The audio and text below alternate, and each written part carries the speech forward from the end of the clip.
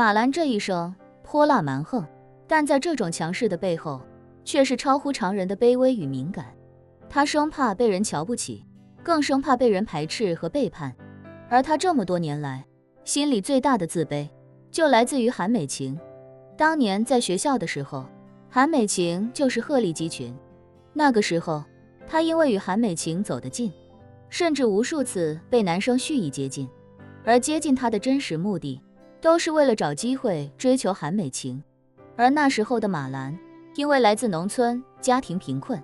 没少被人瞧不起。在韩美晴面前，他一直都极度自卑。可正是这种自卑，让马兰内心深处对韩美晴产生了争强斗胜的心理。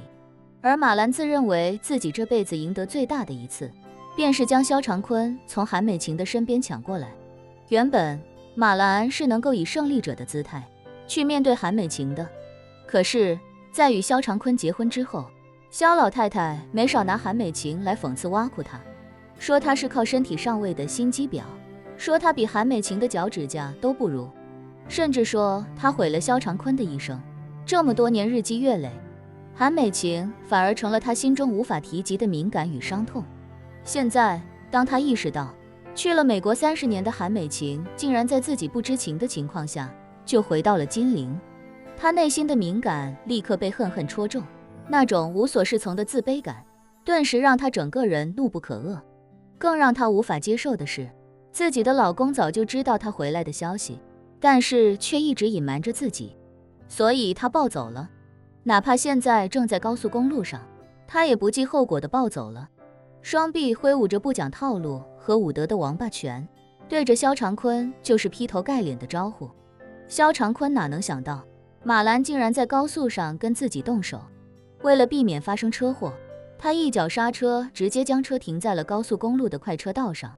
随后赶紧躲闪着马兰的双手，高声喊道：老婆，你别冲动啊，老婆，这是在高速上，你不要命了？马兰杀红了眼，咬着牙道：要命？要他妈什么命？你都跟韩美晴搞到一块去了，我还要什么命？咱俩都他妈别活了，就让车把咱俩撞死得了。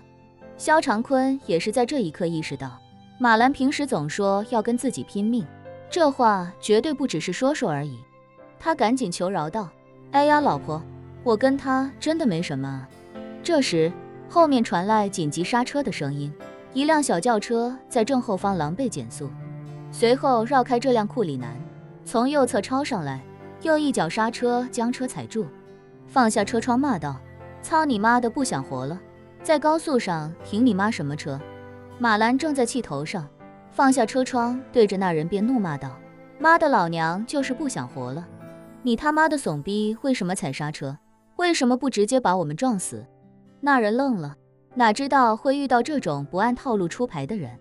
于是他下意识地说道：我这车撞你的库里南，你死我死还他妈不一定呢。马兰立刻说道：好，那咱换一换，你开这辆车撞我们总行了吧？要不我们俩直接下车站，你车前头让你撞死行了吧？我他妈正好活腻了，今天你不撞死我，我他妈就整死你，你也别想跑。老娘他妈的活都不想活了，惹什么事儿都不怕，就是天王老子来了，老娘也要抓烂他的脸，所以你也别想跑。你要是跑了，我记下你车牌号，回头把这辆车卖了，就拿卖车的钱买凶要你的狗命。那人走南闯北，也算见多识广，但从来没见过马兰这种狠角色，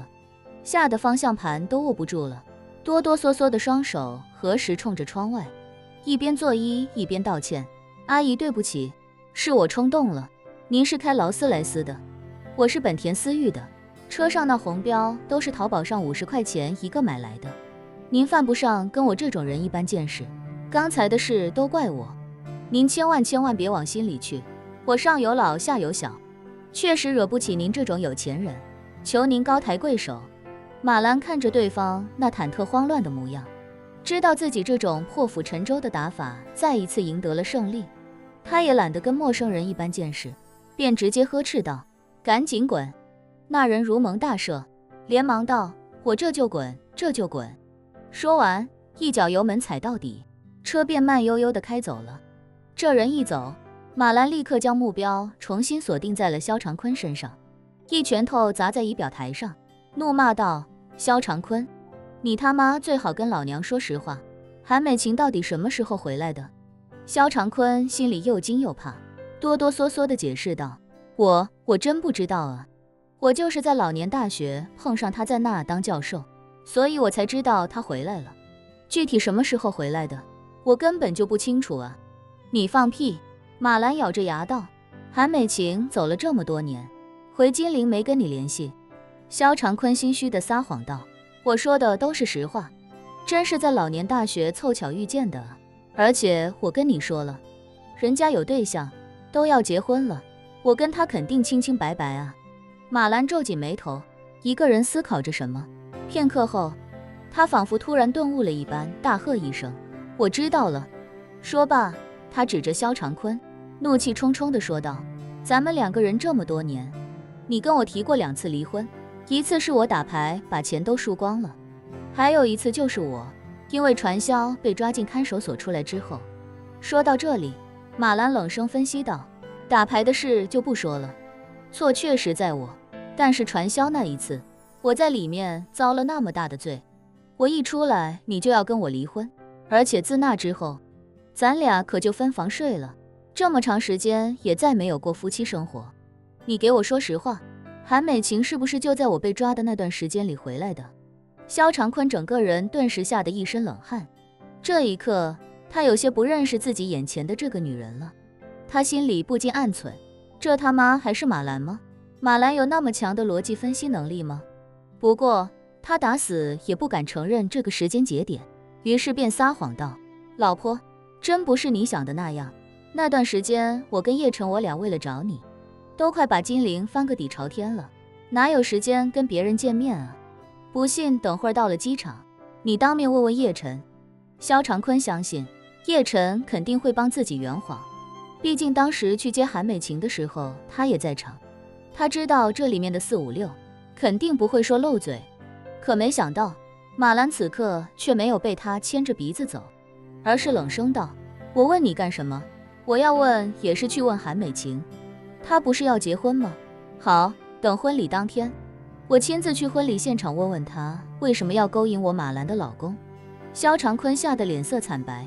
马兰要是到韩美琴与贺远江的婚礼上闹的话，韩美琴的儿子也在，可能一些老同学也在，那岂不一下就露馅了？而且马兰要真是去大闹婚礼现场，那自己以后就真的没脸在金陵混了。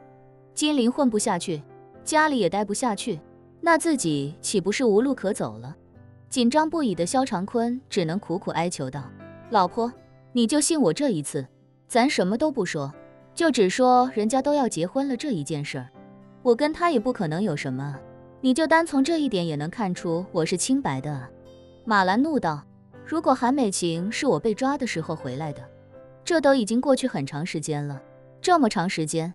中间什么事不可能发生，就算他现在要结婚了，不能说明他那个时候跟你就没事儿，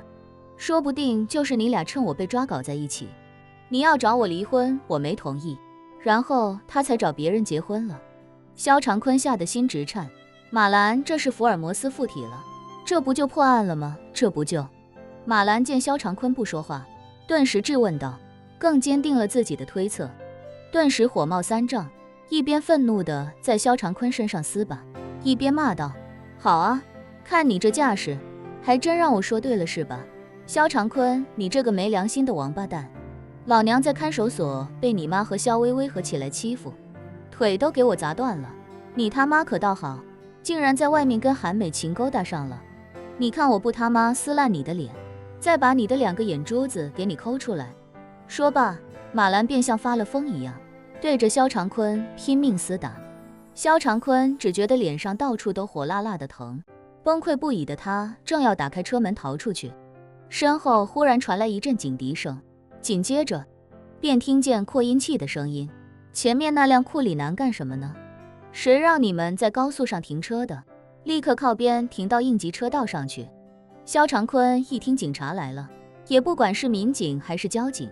连忙推开车门跑了下去，看到后面一辆警车呼啸而来，他连忙朝着警车跑去，边跑边大声哭喊：警察同志救命啊！交警立刻在他面前停了下来，上前问道：出什么事了？肖长坤哭着说道：我老婆要抠我眼珠子。老婆？交警皱了皱眉，下意识地质问道：你们两口子在高速公路上停车打架是吗？肖长坤委屈地说道：是他打我，我没还手。